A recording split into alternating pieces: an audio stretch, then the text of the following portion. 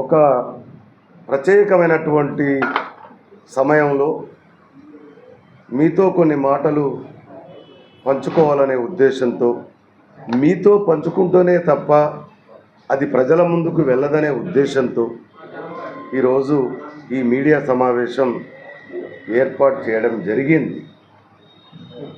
మీరు బ్యానర్ చూశారు. 2015 మార్చి 15వ తారీఖు ఆల్ఫా ఫౌండేషన్ స్థాపించి భోజనం కోసం వచ్చి పేదవాళ్ళకే కాదు, ఎవరైనా సరే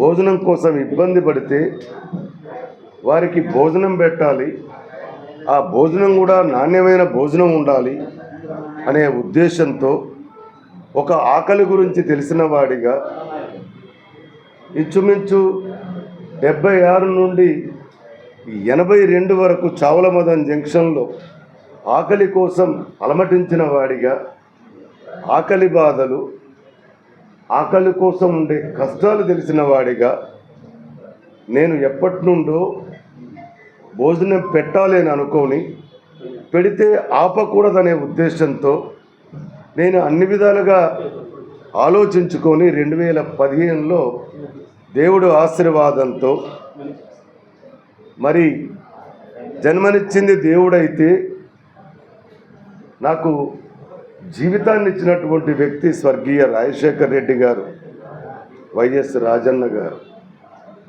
ఇదేంటి అని మీరు అనవచ్చు, దానికి కూడా నేను సమాధానం చెప్తా. అంతేకాదు మరొక అభిమాన నేత ఉన్నాడు, నా అన్న మాజీ ముఖ్యమంత్రి వర్యులు మా జగన్మోహన్ రెడ్డి అన్న. ఈ కార్యక్రమం నేను స్థాపించేటప్పుడు దేవుడితో పాటు మరి నాకు జీవితాన్ని ఇచ్చిన నా ఆత్మీయ తండ్రి అయిన రాజశేఖర రెడ్డి గారి ఫోటో ఉండాలి. అంతేకాకుండా ఉభయ రాష్ట్రాలకు నన్ను ఒక నాయకుడిగా నా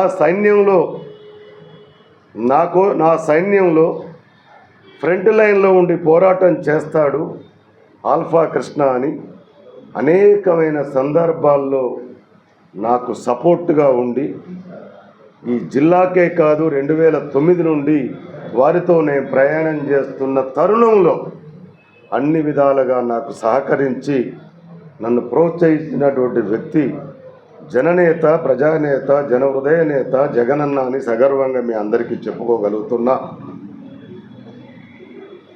ఎవరినైనా మర్చిపోవచ్చు, ఈరోజు మనం ఫ్రెండ్ను మర్చిపోవచ్చు, సాయం చేసిన వాడిని మర్చిపోవచ్చు, జన్మనిచ్చిన దేవుణ్ణి మర్చిపోకూడదు. పునర్జన్మనిచ్చిన రాజశేఖర రెడ్డి అన్నను మర్చిపోను. అలాగే నాకు అన్ని విధాలుగా సహకరిస్తున్నటువంటి మా మాజీ ముఖ్యమంత్రి జగన్మోహన్ రెడ్డి అన్నను కూడా నేను మర్చిపోను. ఈ రోజున మీ అందరి ముందు 10 డయాసులు పంచుకుంటున్నాను, అనేకమైనటువంటి పదవులను నిర్వహిస్తున్నా. దీనికి ప్రధానమైనటువంటి కారణం నాకు ఈ ముగ్గురే. వారు లేకపోతే ఆల్ఫా కృష్ణ లేడు, వారు లేకపోతే నాలో ఒక నాయకుడు లేడు. నా జీవితంలో ఒకానొక సందర్భంలో రైల్వే స్టేషన్ దగ్గర నాకు ఆకలి వేస్తున్నప్పుడు, ఆ పాకెట్లు పంచుతున్నప్పుడు నాకు ఆలోచన వచ్చింది, నేను కూడా ఎప్పుడైనా ఈ పాకెట్లు పంచగలనా అని. అంటే ఆశ్చర్యం చూసారా? నాకేమో ఆకలేస్తుంది, నా ఆకలికి పాకెట్ కావాలని అడగాలి వాస్తవంగా. కానీ నేను భవిష్యత్తులో ఎప్పుడైనా దేవా 10 పాకెట్లు నేను పంచగలనా అనేటువంటి ఆలోచన నాకు ఆ రోజే 1979లో దేవుడు కలిగించాడు. నేను మే 1వ తారీఖు పుట్టాను. ఆ భావజాలం వేరు. నేను పుట్టిన దగ్గర నుండి 83 వరకు ఒక జీవితం అయితే, 83 నుండి 85 వరకు ఒక జీవితం అయితే, 85 నుండి 92 వరకు కూడా నా జీవితం చీకటి జీవితం. ఆ తర్వాత రాజశేఖర రెడ్డి గారి దయతో ఆ రోజు ఈ రాష్ట్ర ముఖ్యమంత్రిగా ఉన్నటువంటి నేదురుపల్లి జనార్దన్ రెడ్డి గారి దయతో ఆ రోజు ఈ సిటీ సిపిగా ఉన్న డిటి నాయక్ గారి దయతో నా దిగవంత నేత రాజశేఖర్ రెడ్డి నన్ను రక్షించి ఈ సొసైటీకి కృష్ణగా పరిచయం చేసినటువంటి వ్యక్తి రాజశేఖర్ రెడ్డి గారు. ఆ ముగ్గురే కారణం. కాబట్టి వాళ్లకు కృతజ్ఞత తీర్చుకోవాలనే ఉద్దేశంతో పేదవాళ్లకు భోజనం పెట్టాలనే వాళ్ళు ఆలోచించిన కళ నా ద్వారా ఎంతో కొంతమందికి తీరాలనే ఉద్దేశంతో మాత్రమే ఇది ప్రారంభించాను తప్ప ఇన్కమ్ ట్యాక్స్లు ఎగ్గొట్టడానికో డొనేషన్లు తీసుకోవడానికో నేను చేయలేదు. చాలా ట్రాన్స్పరెంట్గా no donations, no help, only myself. నేను అది పెట్టా. నా ఐటీ రిటర్న్స్లో కూడా ఆల్ఫా ఫౌండేషన్ ప్రస్తావన ఎక్కడ తీసుకురాలేదు. నా pan card number, Aadhaar number మీకు ఇస్తా, చెక్ చేసుకోవచ్చు. ఆల్ఫా కృష్ణ డబ్బున్నోడు, ఆల్ఫా కృష్ణ అక్రమంగా కోట్లు సంపాదించినో కాదు. ఈరోజు కూడా రోజుకు 18 గంటలు నేను కష్టపడుతున్నా. దానికి కారణం కష్టాల్లో నుండే వచ్చిన కృష్ణకి కష్టం కొత్త కాదనేది నా భావన.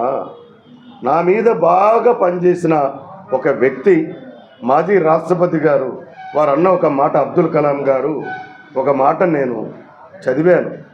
కష్టాన్ని చూసి నువ్వు భయపడితే విజయం సాధించలేవు. ఆ కష్టానికి కూడా తెలియాలి నిన్ను సాధించడం చాలా కష్టమని. ఈ మాట నా జీవితం మీద చాలా ప్రభావం చూపింది. అందుకని మరి 50 మందికి స్టార్ట్ చేసిన నేను ఈరోజు వరకు ఆల్ఫా కృష్ణ 50 మందికి భోజనం పెడుతున్నాడని సిటీలో చాలామందికి తెలియదు. కానీ 10 ప్యాకెట్లు ఇచ్చి పబ్లిసిటీ చేసుకునేవాడు కాదు ఆల్ఫా కృష్ణ. నిక్కచ్చిగా, నిజాయితీగా నేను కష్టపడి సంపాదించే దాంట్లో నాకు నష్టాలున్నా, కష్టాలున్నా, ఇబ్బందులున్నా ఎదుర్కొని నేను అది ప్రతిరోజు కొనసాగిస్తున్నా. 90 చేయడానికి గల కారణం ఏంటి అంటే ఇంకా విస్తరించాలి. అక్కడ మేము ఇన్ని రోజుల నుండి చూస్తే 40-50 మందికి మించి రావట్లేదు.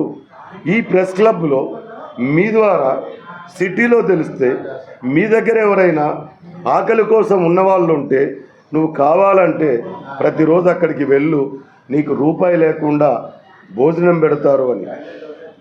ఆ ఉద్దేశంతో మీడియా మిత్రులైన మీరు, ఈ సొసైటీలో దిశానిర్దేశం మీరు నాకు సహకరిస్తారనే ఉద్దేశంతో ఈరోజు మొట్టమొదటిసారిగా ఆల్ఫా ఫౌండేషన్ను నేను మీ ద్వారా ప్రజలకు తెలియజేయడం జరుగుతుంది తప్ప నేనేదో గొప్పవాడినో రాజకీయ లబ్ధి పొందడానికో మరే ఏరే ఉద్దేశం లేదు అని ఈ సందర్భంగా మీకు తెలియజేస్తూ, మీ సహకారం, మీ ప్రేమ, మీ అభిమానం, మీ తాలూకా అన్ని సహకారాలు ఆల్ఫా కృష్ణకి ఇవ్వండి, ఇస్తారని కూడా నేను ఆశిస్తున్నా.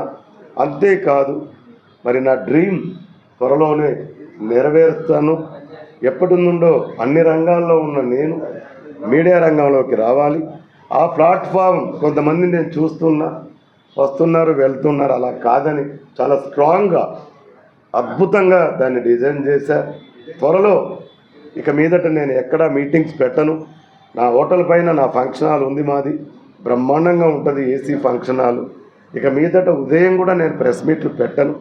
మీ అందరినీ టైం చూసుకొని పిలిచి మీ అందరితో భోజనం చేసి ప్రశాంతంగా 2 గంటలు గడిపి ఆల్ఫా కృష్ణ దగ్గరికి వెళ్తే ఇలా ఉంటుందా అని కూడా నేను చేద్దాననేది నా ఉద్దేశం. అందుకని దీనికి ఉన్న ప్రాధాన్యత మీ ద్వారా నేను కోరేది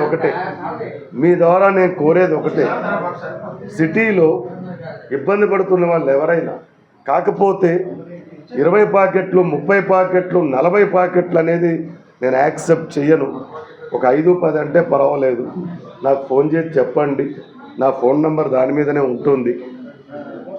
కాబట్టి తద్వారా మీ అందరికీ నేను తెలియజేసేది ఒకటే, పేరున ధన్యవాదాలు తెలియజేస్తూ ఉన్నా. ఇది వాలంటరీ ఆర్గనైజేషన్, నేను నిక్కచ్చిగా చేస్తున్నాను.